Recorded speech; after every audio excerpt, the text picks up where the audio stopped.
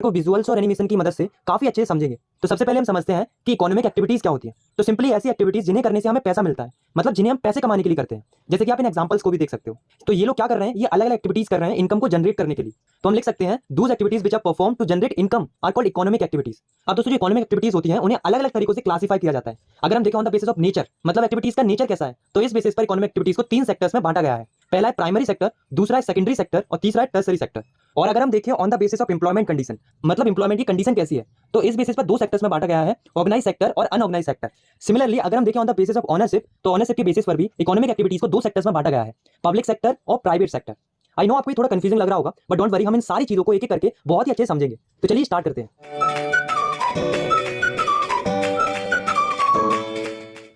तो सबसे पहले हम पढ़ते हैं प्राइमरी सेक्टर को। तो प्राइमरी सेक्टर वो सेक्टर होता है जो कि डायरेक्टली नेचर से कनेक्टेड होता है, जैसे कि agriculture, mining, dairy, fishing, forestry. तो ये जो एक्टिविटीज होती है वो नेचर से रिलेटेड होती हैं। इसमें हम डायरेक्टली नेचर का यूज करके रॉ मटेरियल्स को प्रोड्यूस करते हैं। तो हम लिख सकते हैं when we produce something by exploiting natural resources, it is an activity of the primary sector. और हमें ये भी जानना जरूरी है कि जो ये प्राइमरी सेक्टर होता है वो बेस प्रोवाइड करता है बाकी अदर प्रोडक्ट्स को बनाने के लिए। फॉर एग्जांपल जो हम कॉटन की टी शर्ट पहनते हैं वो किससे बनती है, कॉटन से। और कॉटन कहां से आता है, प्राइमरी सेक्टर से। मतलब प्राइमरी सेक्टर होगा तभी कोई अदर प्रोडक्ट बन पाएगा। क्योंकि ये जो सेक्टर है वो एग्रीकल्चर से रिलेटेड है, इसलिए इसे एग्रीकल्चर एंड रिलेटेड सेक्टर भी कहते हैं। नेक्स्ट है सेकेंडरी सेक्टर। सेकेंडरी सेक्टर में वो एक्टिविटीज आती हैं जिसमें हम नेचर के प्रोडक्ट को चेंज करते हैं एक नई फॉर्म में, यानी कि एक फिनिश प्रोडक्ट बनाते हैं मैन्युफैक्चरिंग के थ्रू। इसलिए इस सेक्टर को इंडस्ट्रियल सेक्टर भी कहते हैं, क्योंकि इसमें इंडस्ट्रीज का काफी ज्यादा यूज होता है। फॉर एग्जांपल कॉटन से कपड़े बनाना, शुगर केन से शुगर और जैगरी बनाना। इसके अलावा car manufacturing, paper manufacturing, means जितना भी मैन्युफैक्चरिंग का वर्क होता है वो सेकेंडरी सेक्टर में आता है।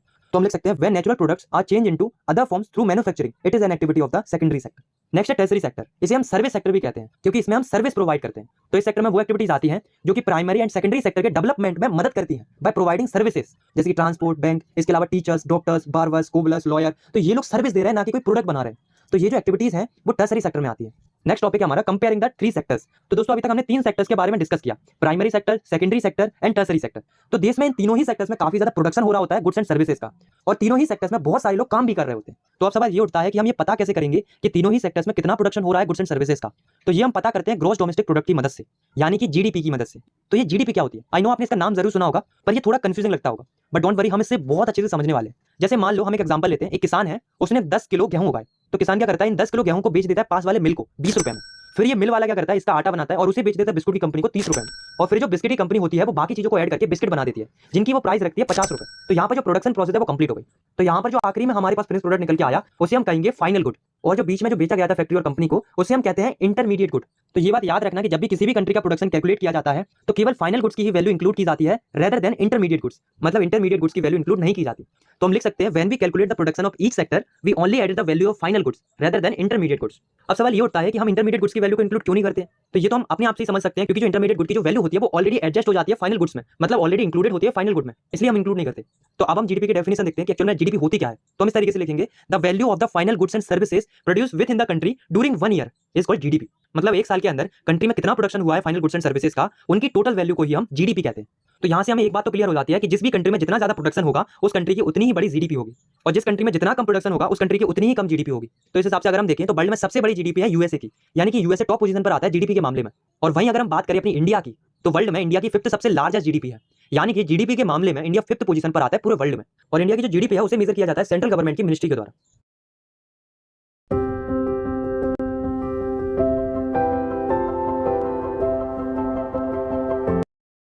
और इंडिया की जो जीडीपी है उसे मेजर किया जाता है सेंट्रल गवर्नमेंट की मिनिस्ट्री के द्वारा।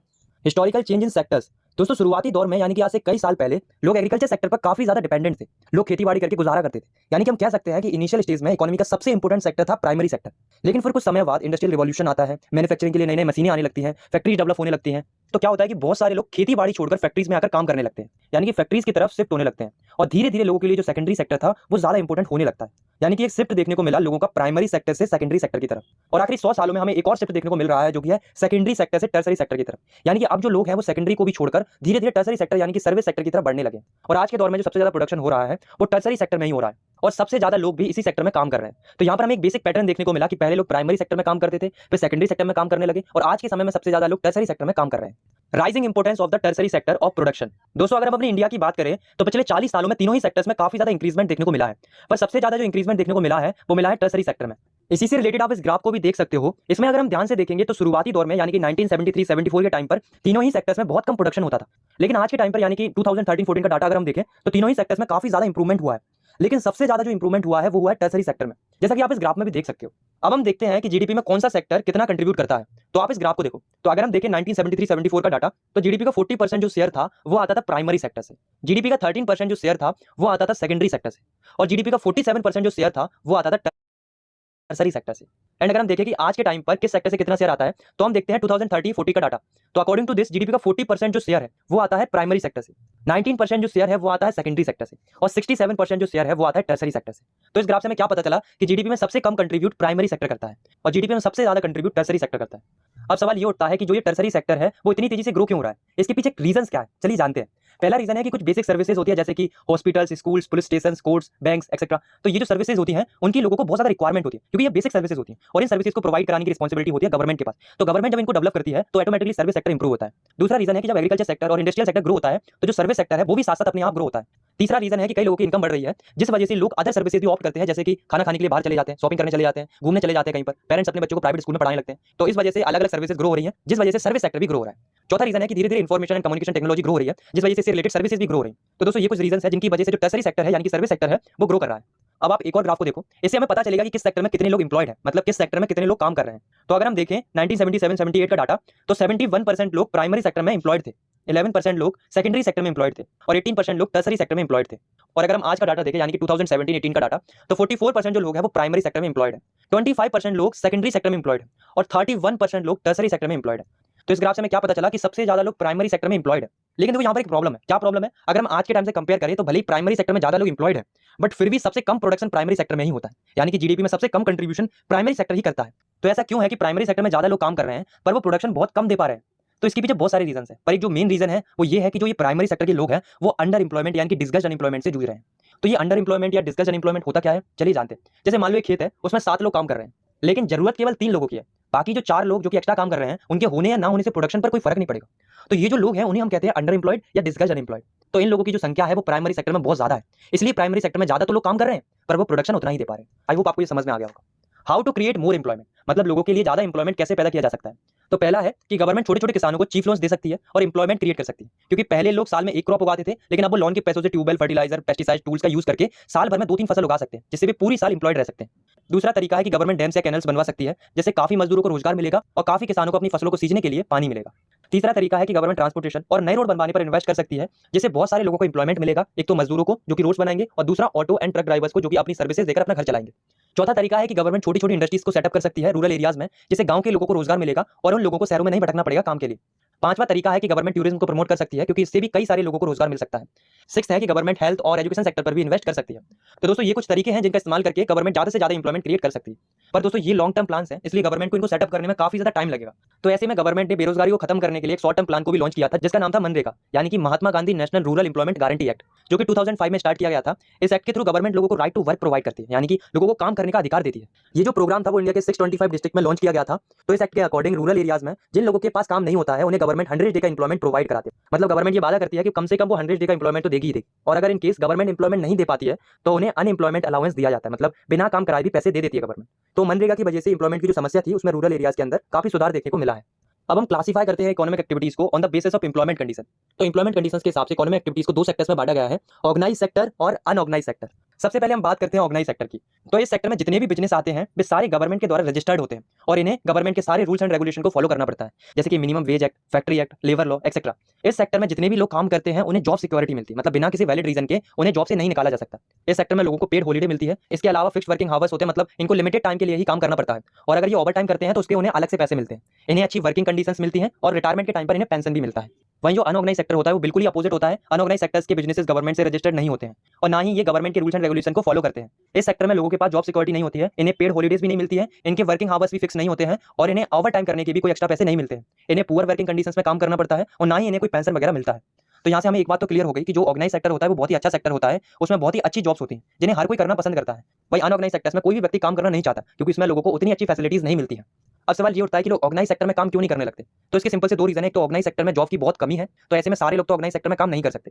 दूसरा रीजन है कि ऑर्गेनाइज सेक्टर में काम करने के लिए अच्छी स्किल्स या अच्छी नॉलेज चाहिए होती है, जो कि हर किसी के पास नहीं होती, इसलिए लोगों को मजबूरी में आकर अनऑर्गेनाइज सेक्टर में काम करना पड़ता है। शायद इसीलिए जो हमारे पेरेंट्स होते हैं वो हमें अच्छी एजुकेशन प्रोवाइड कराने के लिए मेहनत करते हैं, ताकि हमें भी ऑर्गेनाइज सेक्टर में एक अच्छी जॉब मिल सके। अब हम देखते हैं how to protect workers of unorganised sectors. मतलब अनऑर्गेनाइज सेक्टर्स में जो वर्कर्स काम करते हैं उन्हें हम कैसे प्रोटेक्ट कर सकते हैं। तो जैसे हम देखें रूरल एरियाज में तो जो लैंडलेस एग्रीकल्चरल लेबरर्स हो गए, स्मॉल एंड मार्जिनल फार्मर्स हो गए, शेयर क्रॉपर्स हो गए, आर्टिसंस हो गए, तो इन्हें गवर्नमेंट कैसे प्रोटेक्ट कर सकती है, इनकी कैसे मदद कर सकती है। पहला, गवर्नमेंट समय पर इन्हें सीड्स वगैरह प्रोवाइड करा सकती है, अलग अलग एग्रीकल्चर इनपुट्स प्रोवाइड करा सकती है, इन्हें चीफ लोन्स प्रोवाइड करा सकती है, प्लस स्टोरेज फैसिलिटीज दे सकती है। तो इस तरीके से गवर्नमेंट इनकी हेल्प कर सकती है। और अगर हम देखें अर्बन एरियाज में, तो अर्बन एरियाज में जो स्मॉल इंडस्ट्रीज होती हैं, कंस्ट्रक्शन साइट पर जो वर्कर्स काम करते हैं, ट्रेड्स और ट्रांसपोर्ट में जो लोग काम करते हैं, स्ट्रीट वेंडर्स हो गए, गारमेंट्स मेकर्स हो गए, तो इस तरीके के लोगों को सबसे ज्यादा प्रॉब्लम होती है अर्बन एरियाज में। तो ऐसे में गवर्नमेंट क्या कर सकती है, इनकी मदद कर सकती है। जो स्मॉल स्केल इंडस्ट्रीज होती हैं उन्हें सस्ते रॉ मटेरियल्स प्रोवाइड करा सकती है, प्लस मार्केटिंग में हेल्प कर सकती है। तो इस तरीके से अगर स्मॉल स्केल इंडस्ट्रीज को फायदा होता है तो ऑब्वियसली उसमें काम कर रहे वर्कर्स को भी फायदा होगा, और जो अदर वर्कर्स हैं उनके लिए गवर्नमेंट लॉज एंड पॉलिसीज बना सकती है जिससे उन्हें सिक्योरिटी मिले। तो इस तरीके से जो गवर्नमेंट है वो इनकी हेल्प कर सकती है। इन सबके अलावा अगर हम कास्ट वाइज देखें तो अनऑर्गेनाइज सेक्टर में सबसे ज्यादा काम करते हैं एससी और एसटी कास्ट के लोग। तो ऐसे में गवर्नमेंट इन्हें सपोर्ट कर सकती है और ये इंश्योर कर सकती है कि जो ये एससी और एसटी कास्ट के लोग हैं उनके साथ डिस्क्रिमिनेशन ना हो, उन्हें भी वही वेजेस मिले जो बाकियों को मिलती, मतलब इनके साथ किसी भी प्रकार का डिस्क्रिमिनेशन ना हो कास्ट के बेसिस पर।